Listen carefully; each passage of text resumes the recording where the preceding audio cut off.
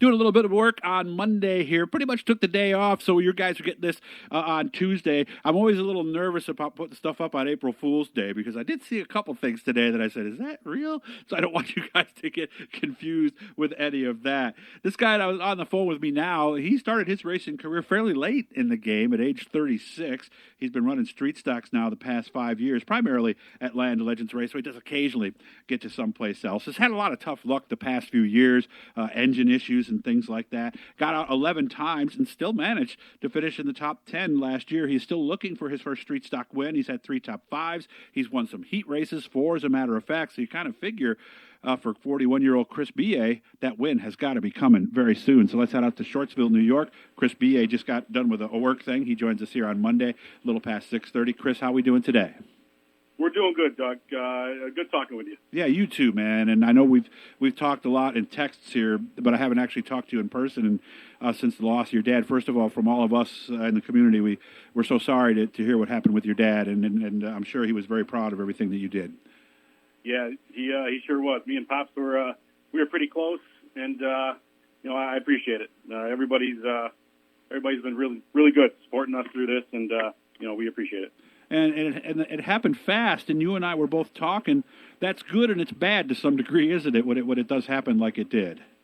Yeah, no doubt. I mean, as tough as it was to sit there and watch him struggle, I'm glad that, like you said, it wasn't months. It was it was days. So I take the good with the bad, and I'm kind of glad it happened the way it did. Yeah, a month ago is about when that happened. So is it still something you think about all the time? Because I know, I mean, he lived a block away from you and everything. I mean, you didn't just lose your dad; it's your best friend. So you doing okay with all this? Yeah. Well, I try and be a tough guy, so I hold everything in. But I think about him all the time. Yeah, like I said, we were best friends. So I mean, anybody that loses their a parent or a loved one, it's going to be tough. But I know he's. I'm in the shop right now. He's here with me. Yeah. And he's proud of me, and I know it. Yeah, and he'll be riding with you in the car this year. So maybe that will be the extra bit we need to get that thing to victory lane. How does the car look today on Monday at 6:36 in the evening? So right now the car is up at Thrasher Chassis headquarters, Damo's place, getting a new body put on it. We should have it back at the end of the week, and got a fresh power plant sitting here in the garage, ready to go in. And after that, I got my vinyl guy, Doug Smith. He's on deck, so we should be good. Practice is the 20th, by the way, at Land of Legends Raceway. That's a Saturday. Should we be able to make the practice? Is it going to be a thrash to get there, or do you think we'll be there? Because I know a lot of years you show up and you barely made it there, and it's tough when your first practice is like that. Might we be ready to go right out of the box on the 20th? I'm, that's the plan. We're gonna try and be there. Just like every year, we like to procrastinate and push things off to the very end and make it exciting. But we should be there. We're planning on it, and then we're going to do everything we can to be there. So the motor should go in next week, you're thinking? Yeah, if I get the car back this weekend, as everybody knows, I've blown up enough motors, so I'm getting pretty good at plucking them out and putting them in. So it shouldn't take but a couple hours to get her in there. Okay. And then with the graphics, is it going to look the same, or are we going to do a little something different this year? We're going to change it up this year and do something different. Okay. Out with the same old, and I think we're gonna spice it up a little this year. All right, and I'm not going to push him on that because I know a lot of times half the fun is seeing these guys unload at the racetrack for the first time and going, ooh, I like that. So, we're gonna like it when we see it, though, right? I hope so. That's the plan. Okay. So how close do you think we're getting? I mean, you and I were just talking about Jimmy Grant, who's been winning a lot of races lately. Of course, Carl has been winning a lot too. Are there wins for guys like you at Land of Legends in the street stock division? I sure hope so. It's tough to beat those, the close cars. Mm-hmm. And you got to hand it to them. They do what they're supposed to do, and those guys are wheelmen, so they're going to win races. But there's been, you don't have to have a close car to win. That's been proven before. Mm-hmm. I think I've paid my dues, and I've learned a lot from the guys I race with. I think I race with arguably the best group of street stocks, in the state. And, I've learned a lot. They've been great. And, I like to make a bunch of people proud and put it in victory lane. Only 3 drivers won races in that division last year. Jimmy Grant won 9 out of 12. C.J. Guerreri, who originally wasn't supposed to be there for the whole season, ended up being there the whole year. He won a couple. And, of course, Mark Minutlo found a way to get into victory lane as well. You know Jimmy real well. You guys pit next to each other. Where is he better than you as you go around the track? And did you do what you need to do to fix that? Jimmy, he's just fast, man. I like to, when those guys pass me, I like to try and watch what they do and try and, emulate it and try and make myself faster.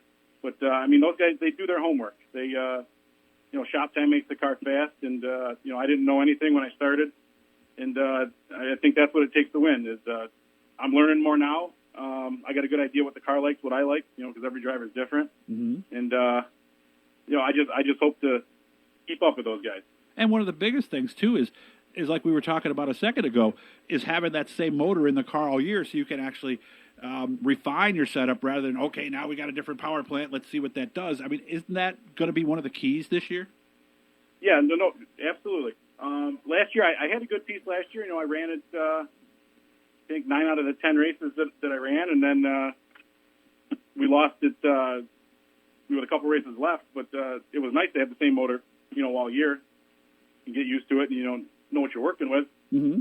So I hope this year, with the piece we're putting in, that we can run it next year, and we ain't got to do the whole motor deal again, Of course, you told me Rick Kriego could be tough this year. He's got Josh Pangrazio's old car, so it should be quite the year in the street stock division. But Jimmy with a new car, man, that just, as a casual outsider, it's like, oh, wow, everybody else is running for second. Are they? It seems that way, but there's plenty of guys on a weekly basis at Canandaigua. I think anybody can win any given week. Okay. Ricky, he's always at the front of the field, and he's got a hell of a piece this year. Yeah. So I'm pretty sure that you'll see him in victory lane this year. Yeah, looking for some new winners maybe out at Land of Legends. But again, they got to go through Jimmy Grant, and he's got a brand new car, so we'll see how that works out. Told me you also have a hobby stock. Yeah, we picked up a hobby stock this year. I've been watching that class, since I started. And originally, the card that I had bought was a hobby stock, but I didn't have the equipment to go to Outlaw every week. And, living 5 minutes from Land of Legends, sure, I decided to get my butt kicked and try and race my hobby stock with the street stocks there. And I finally got a chance to get one here, and we're going to put it together and go out and try and bang doors with those hobby stock guys. How many races do you figure you might do with the hobby stock? And might you go to Outlaw or maybe follow, maybe Fulton some off night or something? I think we're going to bring it out about mid-season, and I'd like to get as many as I can. Mm-hmm. Outlaw, I think predominantly I like running at Outlaw. Uh-huh. And then some big hobby stock races, I'll bring it out for that. So as many as we can do. Mm-hmm. How close are these hobby stocks today to what your street stock was back when you first started? Are they getting closer? Yeah, that's a big. Everybody's got a different opinion on it. But as technology gets better, the cars are going to get better, and it's just kind of the way it is. And there's still some big differences between our street stocks and the hobby stocks, but they're definitely they're closing the gap for sure. And they're definitely not the hobby stocks of the past. Only about a minute and a half left here. How close is your street stock to what the BRP late models were, say, 7-10 years ago?